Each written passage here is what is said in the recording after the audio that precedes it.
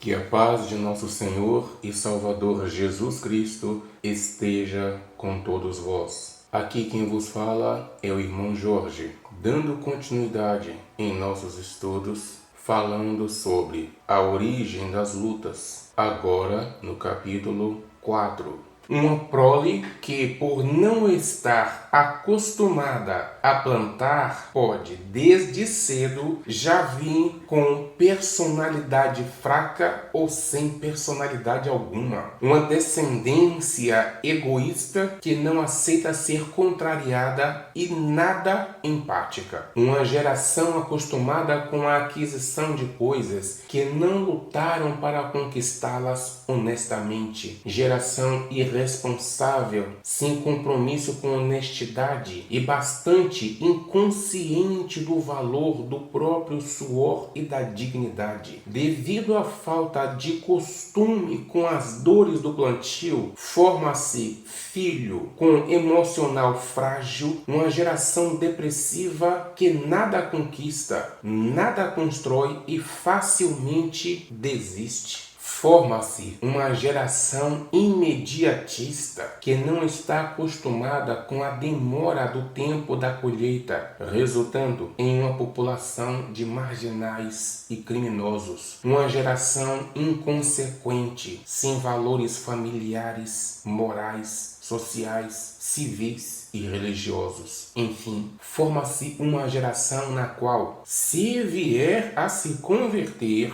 lhe será muito difícil cumprir palavras como: entrai pela porta estreita, é na paciência que ganhareis as vossas almas, ser fiel até a morte, e te darei a coroa da vida. Aquele que perseverar até o fim será salvo. Ensinamentos que, para cumpri-los, precisa de uma geração de raça. Geração imediatista não consegue obedecer a nada disso. Isso porque o imediatismo leva a crer somente no Deus de já e não dá lugar para crer no Deus que manda se ter paciência. Desse modo, essa nova geração de convertidos, que é fruto da forma que foi criada no seio familiar, estará acostumada a entrar sempre pela porta larga, por ser essa a que lhe oferece resultados breves e por ser a mais confortável. Assim, dificilmente conseguirão ser luz do mundo, sal da terra e lavoura de Deus, porque todos os seus objetivos estarão sempre em torno de si mesmos e não em torno de Deus ou do próximo. E esse pode ser o futuro de toda uma nação formada por jovens com personalidades formadas segundo a criação proveniente de seus progenitores e tutores. Porém, o Senhor ensina como se evitar tudo isso. O Senhor incumbe aos pais a responsabilidade de, assentados com seus filhos, falarem aos seus ouvidos o testemunho do Senhor e assim aumente o temor do Senhor entre seus filhos. Vejamos o que diz Deuteronômio no capítulo 6, do versículo 6 ao versículo 9. Estas palavras que hoje te ordeno estarão no teu coração. Tu as inculcarás a teus filhos, e delas falarás assentado em tua casa, e andando pelo caminho, e ao deitar-te e ao levantar-te. Também as atarás como sinal na tua mão, e te serão por frontal entre os teus olhos, e as escreverás nos umbrais da tua casa e nas tuas portas. Meus queridos, no versículo 7, o Senhor está mandando ensinar os mandamentos do Senhor para os filhos. Mas, nos versículos 6, 8 e 9, o Senhor já está falando da conduta, do comportamento, do exemplo dos pais perante os seus filhos. Os pais obedecem às leis do Senhor, ensinam seus filhos a obedecerem e os seus filhos vão crescer assistindo seus pais naquela prática. E ainda em Deuteronômio, no capítulo 6, vejamos o que nos diz os versículos 20 ao versículo 25. Quando teu filho de futuro te perguntar dizendo: que significam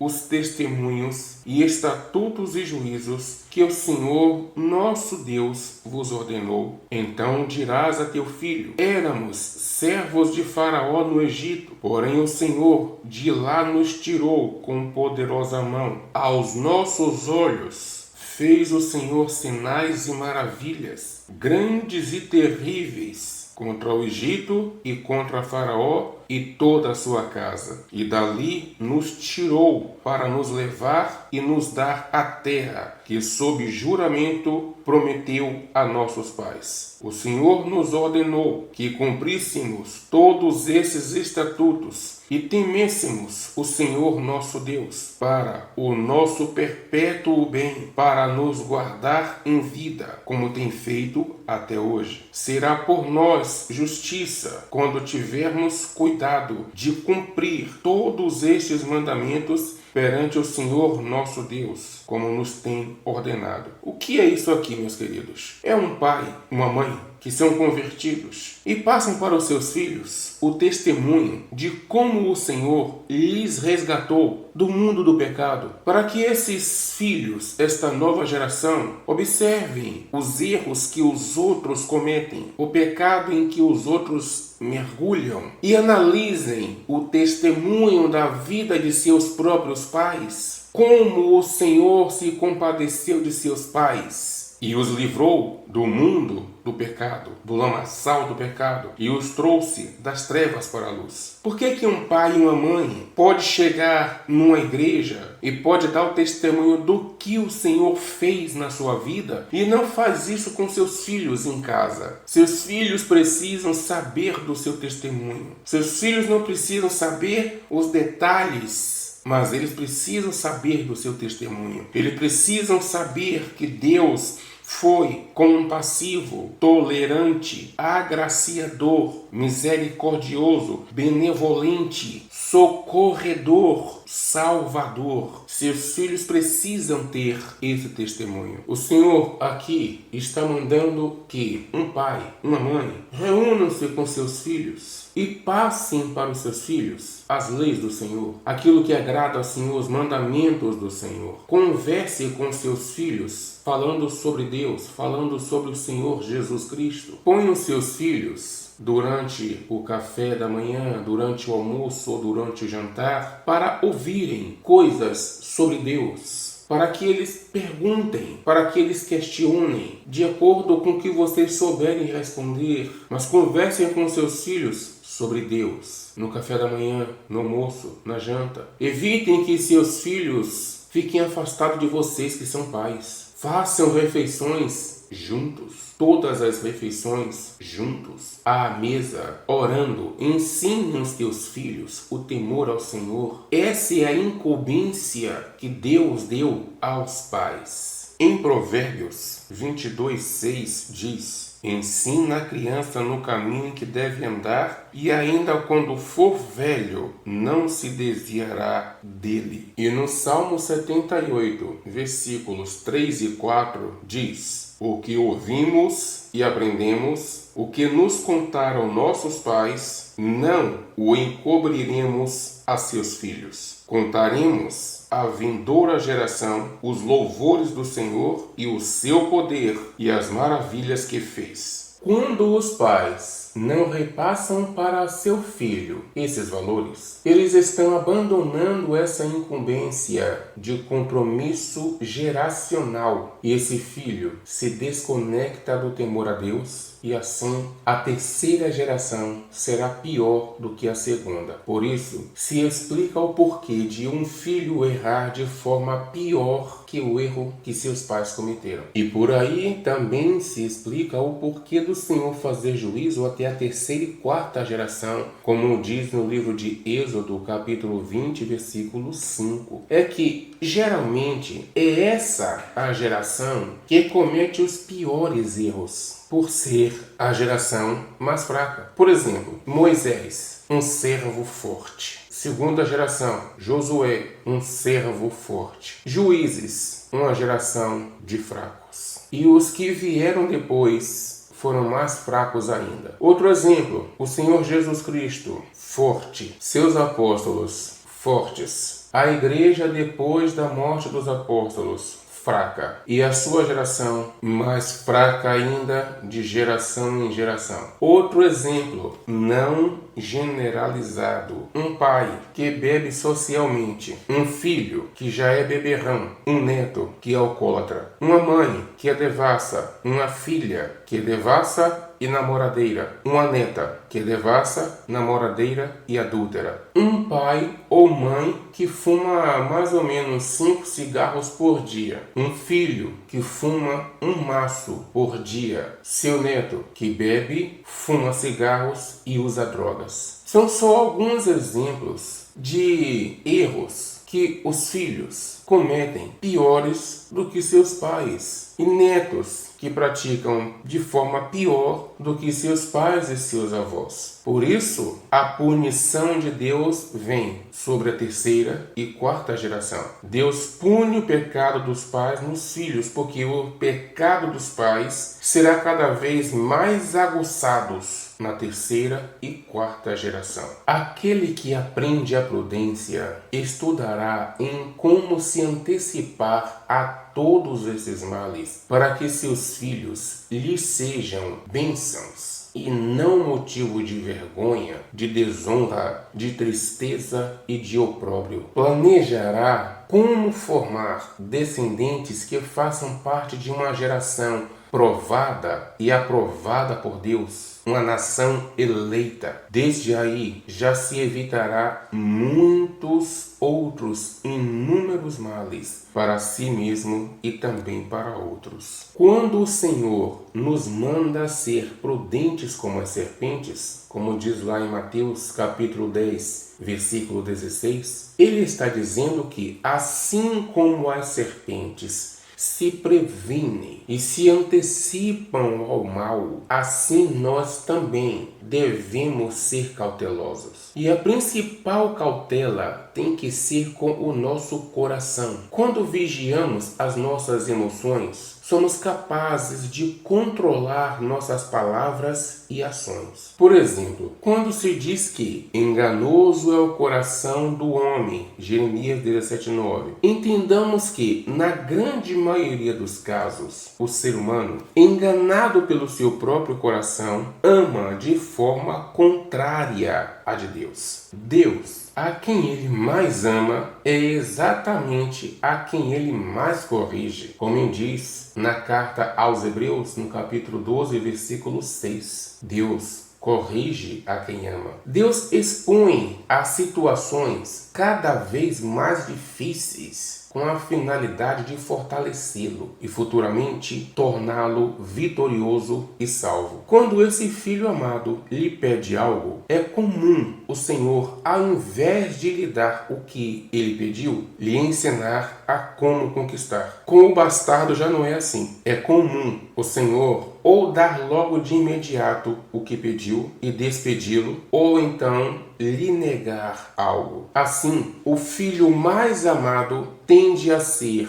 um adulto mais forte, valente, corajoso, determinado, focado, vitorioso e salvo. Isso porque ele foi o mais doutrinado, o mais corrigido, de quem mais foi cobrado e o mais capacitado devido à exposição a situações difíceis. Temos como exemplo disso o quanto Deus expôs a situações difíceis homens como Abraão, Gideão, José do Egito e Davi. Esses enfrentaram muita exposição a situações difíceis, às quais conseguiram se adaptar e mais tarde as superaram e as venceram, tornando-se grandes na terra e exemplos de triunfo. E também não poupou seu próprio filho, expondo a situações muito difíceis, sobre as quais triunfou a ponto de se tornar grande à altura do Pai,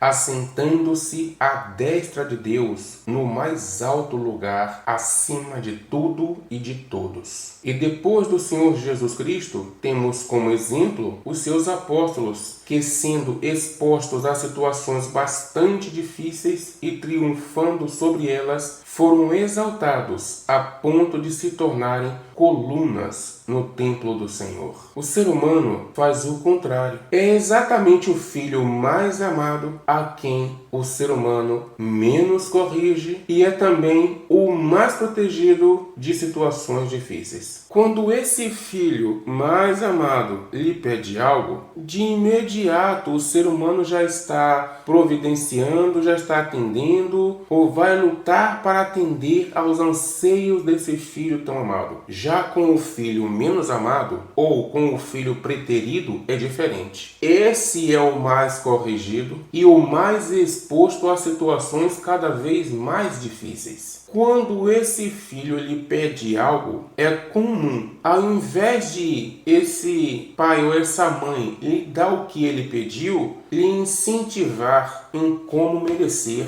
Sendo assim, o filho menos amado, o preterido, é que tende a se tornar um adulto mais forte, mais valente, mais focado, mais determinado, mais corajoso, mais vitorioso e salvo. Não pensem vocês, meus queridos, que esses estudos aqui são para falar sobre as consequências da imprudência na criação de filhos. É com relação a tudo. Imprudência em relação a tudo em nossas vidas. Para que nós paremos para meditar em nossas ações, em nossas palavras, em nossa postura, até que consigamos enxergar o quanto sofremos as consequências dessas imprudências e culpamos a outras pessoas ou a Deus, e nunca a nós mesmos. É na prudência que está o segredo para evitarmos tantas adversidades contra as quais teremos que lutar desnecessariamente. Por que desnecessariamente? Porque poderiam ter sido evitadas. Assim se previne muitos problemas. Isso é ser prudente. O prudente procura ter na sua vida e na sua casa a ordem, como diz em 1 Coríntios, capítulo 14, versículo 40. Tudo, porém, seja feito com decência e ordem. Isso quer dizer que ele prioriza. Ordem é você priorizar aquilo que é prioridade. O que é prioridade tem que vir em primeiro lugar. Ele prioriza o que é realmente prioridade. Ele é ordeiro e não desordeiro. Desordeiro é todo aquele que não tem ordem, que vive desordenadamente, não sabe o que é prioridade. É na prudência que está o segredo para evitarmos tantas adversidades contra as quais teremos que lutar desnecessariamente. Por que eu digo desnecessariamente? É porque poderiam ter sido evitadas. Assim se previne muitos problemas. O nome disso é prudência. A ignorância produz sérias consequências, principalmente no quesito prudência. A ignorância gera imprudência na vida financeira e profissional, imprudência na relação conjugal, imprudência no meio familiar, imprudência nas coisas desta vida aqui. Em toda essa falta de entendimento e usando imprudentemente a humildade. Como assim usando imprudentemente a humildade? É que muitos acreditam que ser um cristão humilde é ser um cristão pobre, que o servo de Deus não deve enriquecer, que o servo de Deus não deve usar ou possuir as melhores coisas. O que nós temos que obedecer é: não ambicioneis as coisas altas, mas acomodai-vos com as humildes. Aos Romanos, capítulo 12, versículo 16. Ele não disse nada ambicioneis. Ele só disse: não ambicioneis as coisas altas. Não é a mesma coisa de você viver sem ambição. Aquele que é vazio de ambição não luta, simplesmente se conforma com tudo. Não dá para imaginar o conformismo de Gideão, quando o anjo do Senhor chegou para ele e disse: varão valoroso, o Senhor é contigo. Observem quais foram as palavras de Gideão. Não há conformismo nessas palavras que Gideão cita. Vejam lá em Juízes, capítulo 6, versículo 13, e vocês vão ver que Gideão estava lutando por uma condição melhor. Ele não estava conformado. Ou seja, ele ambicionava uma condição melhor, uma vida melhor. Ele não tinha ganância, mas tinha a ambição. Todas as pessoas que lutam por algum objetivo, ela tem uma ambição nesse objetivo. Todas as pessoas que são vazias de ambição são pessoas que vegetam. Se estiver passando fome, está bom. Se estiver passando sede e frio, está bom. Se estiver desabrigada, está bom. Se estiver descalça, está bom. Não sabe fazer a diferença entre uma coisa de boa qualidade ou de má qualidade, porque para ela tudo está bom. Nada vai fazer com que elas se incomodem e saiam da situação em que estão. Eu não conheço uma passagem bíblica em que Deus tenha escolhido pessoas sem ambição.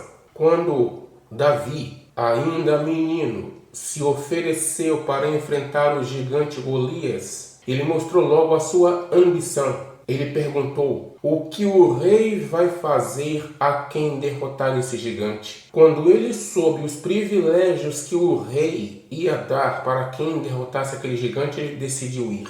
Ele teve a ambição. Vejam 1 Samuel, capítulo 17, do versículo 25 ao versículo 32. Como o apóstolo Paulo disse: enriquecendo-vos em tudo para toda generosidade. 2 Coríntios, capítulo 9, versículo 11. Mateus, capítulo 5, versículo 3, quando o Senhor Jesus Cristo diz: bem-aventurados os pobres de espírito, porque deles é o reino dos céus. Ele não está dizendo pobres materialmente, pobres fisicamente, pobres financeiramente. Ele disse pobres de espírito, ou seja, pobres espiritualmente. O que é uma pessoa pobre de espírito? O que é uma pessoa espiritualmente pobre? É uma pessoa que no seu espírito ela se reconhece miserável diante de Deus. Exemplo vivo disso é só nós analisarmos as pessoas que são financeiramente ricas, mas que não encontram felicidade,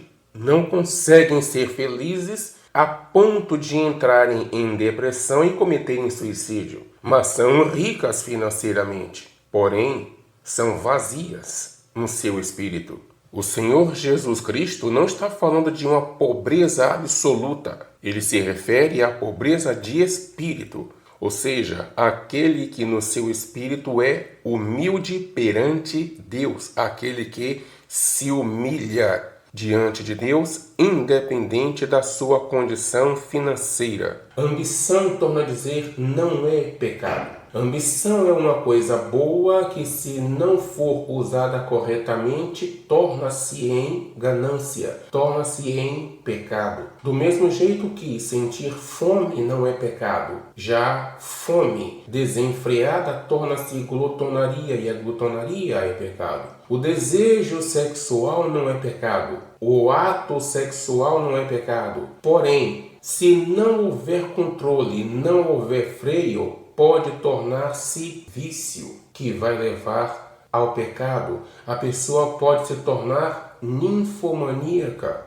sem freio sexual, sem controle sexual, sem domínio próprio. Todas as coisas boas, quando são usadas de forma errada, sem freio, sem vigilância, sem controle, pode tornar-se pecado. Do mesmo jeito, a ambição. Há muitos que pensam que o servo do Senhor tem que usar os sapatos mais pobres, as roupas mais pobres, frequentar os lugares mais pobres. E nessa imprudente humildade, deixam passar as oportunidades da vida, que lá na frente, anos à frente, vão ver que precisarão dessas oportunidades que deixaram passar. Perdem-se oportunidades de crescimento profissional e financeiro, não se qualificam, não estudam, ou seja, em nome de uma fé cega, deixam a vida passar junto com as suas oportunidades. Produz sérias consequências na vida financeira e profissional, porque muitos não procuram entender que a humildade é uma virtude e que virtude não está no exterior, mas sim no interior de quem a possui.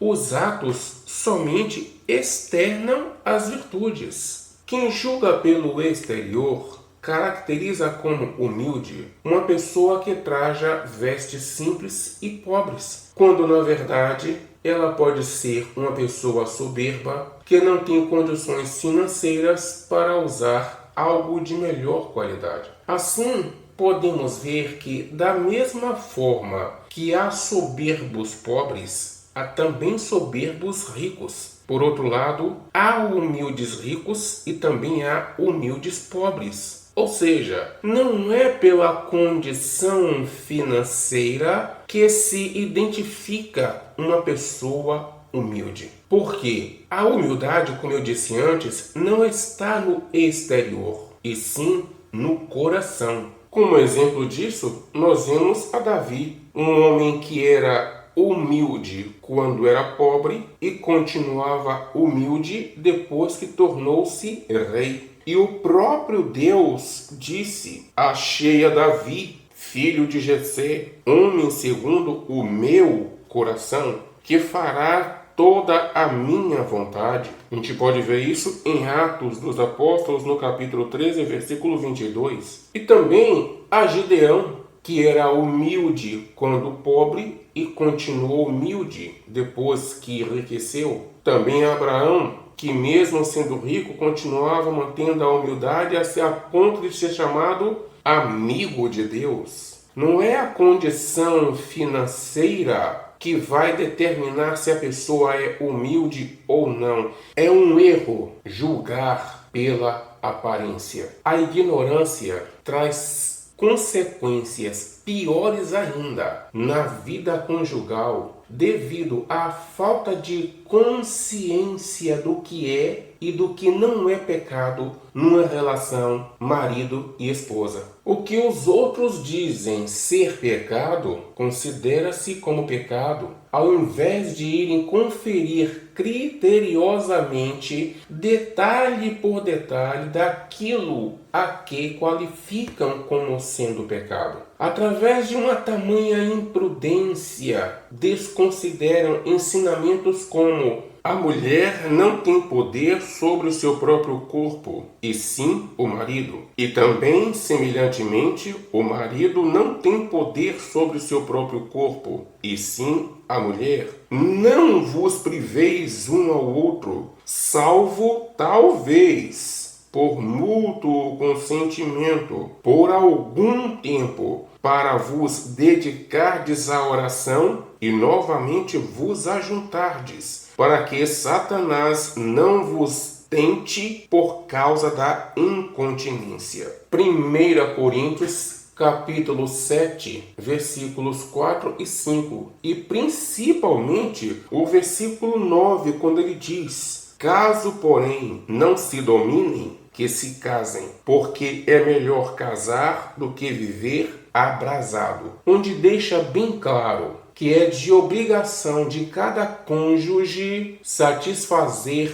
um ao outro de maneira que se evite o abrasamento. Imprudentemente, não procuram entender que relação conjugal é uma relação íntima, ou seja, ninguém mais deve saber do que se passa entre as quatro paredes, nem pastor, nem padre, nem pai, nem mãe, nem irmãos, nem amigos mais achegados, ninguém deve saber. Mas quantos que, ao invés de irem buscar o conhecimento bíblico, imprudentemente levam suas dúvidas íntimas conjugais para autoridades religiosas, se tal ato é ou não pecaminoso no casamento. Enquanto que no livro de Levítico, no capítulo 18, do versículo 6 até o versículo 23, o próprio Deus nos relata quais são as relações sexuais ilícitas e abomináveis aos olhos do Senhor. Daremos continuidade